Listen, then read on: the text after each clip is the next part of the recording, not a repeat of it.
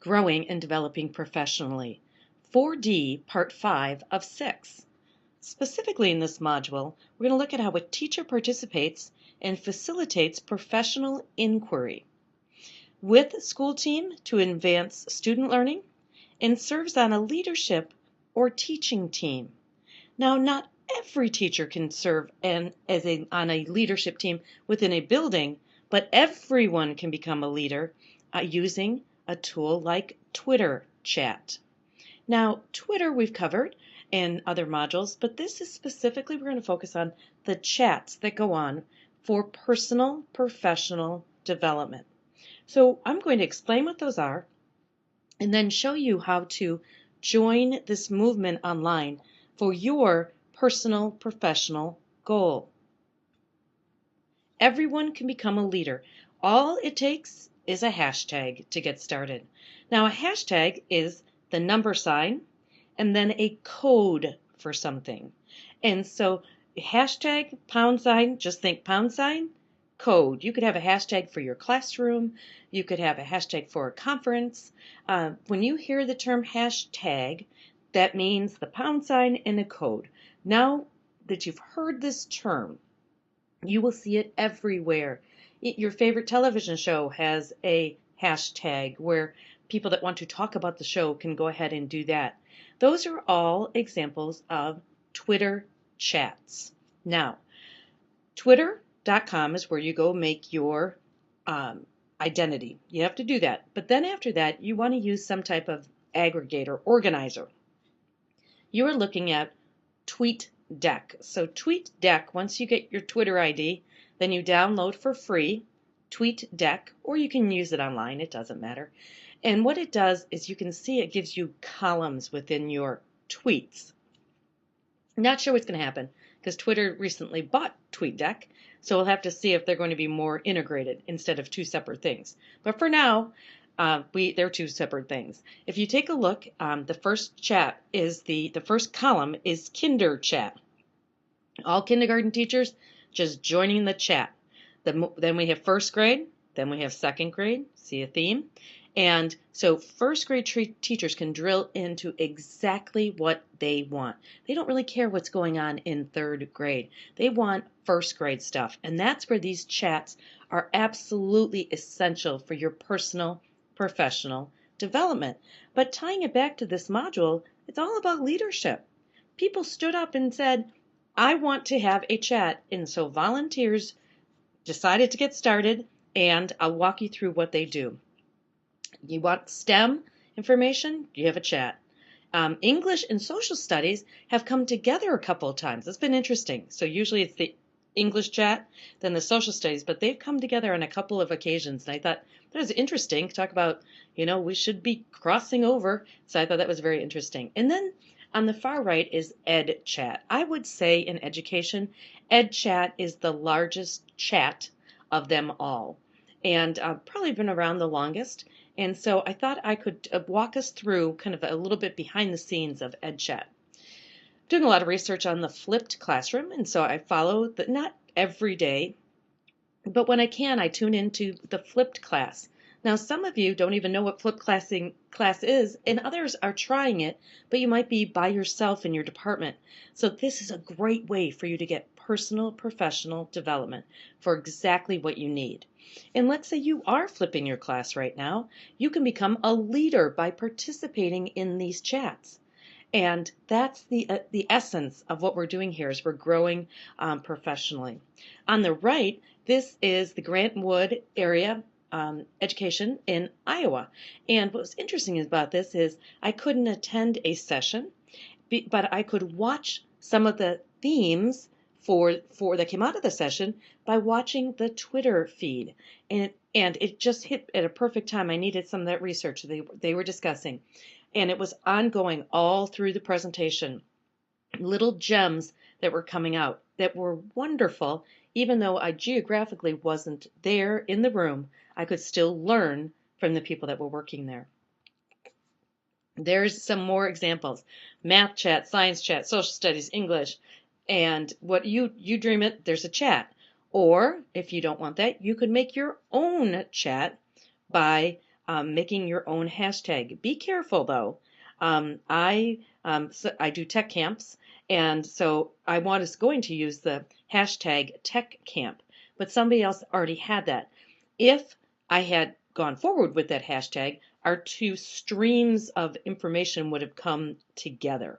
So you might want to just kind of check to see if anybody has a hashtag that you're thinking of before you select it. The other hint when you make a hashtag, shorter is better. Always shorter is better. And so here's EdChat with that said. And this, what they've done is the founders of EdChat have made a wiki. So you're looking at actually a wiki page for EdChat. And Jerry, he's awesome. He maintains this site, and different contributors also contribute to it. But for the most part, Jerry maintains this.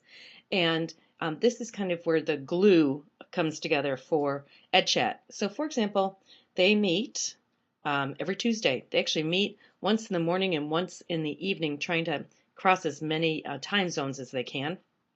And like all the other chats, they vote on their topic, and then people tune in if they're interested in the Ed Chat. But what's important to understand is even though it's only on Tuesdays, you might be teaching at 10 o'clock on Tuesday or whenever they talk. It doesn't matter. They're going to archive everything. And also, all week long, people are contributing to the ongoing conversation.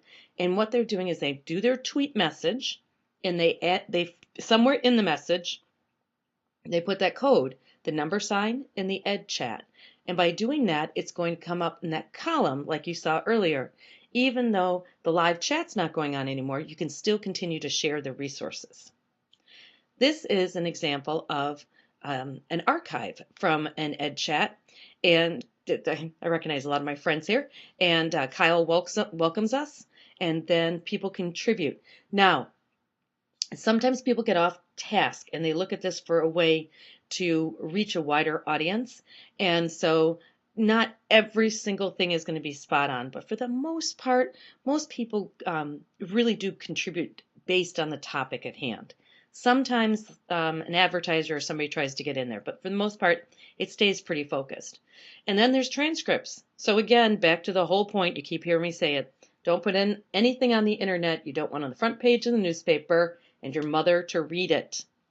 And there's transcripts, there's records of what you're saying during these chats. So just make sure you're professional and you're responding appropriately. Is an occasional spelling error going to be a problem? No, but just be professional. Okay, done. Get off my soapbox. Let's move on. Okay, the first chat. This is the archive for the first chat, and they are also using a wiki. Their wiki is, again, organizing everything and archiving it. They meet on Sundays from 8 to 9 Eastern Standard Time. Who are they? I love this. Excited first grade teachers who love to learn. What you will find with many of these Twitter chats, they're more tech focused than maybe other things. They're always sharing different resources, including some paper and pencil types of things, but a lot of tech ideas too. So if you can't tune in on the Sunday evening, you can still access this archive anytime.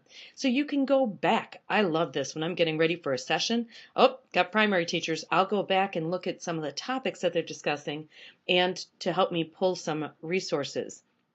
I find you find such better resources on a Twitter chat than if I went out to Google and just did a search. I get people that have already kind of dug through the resources and just gave me the best of the best of the best. And that's what I need.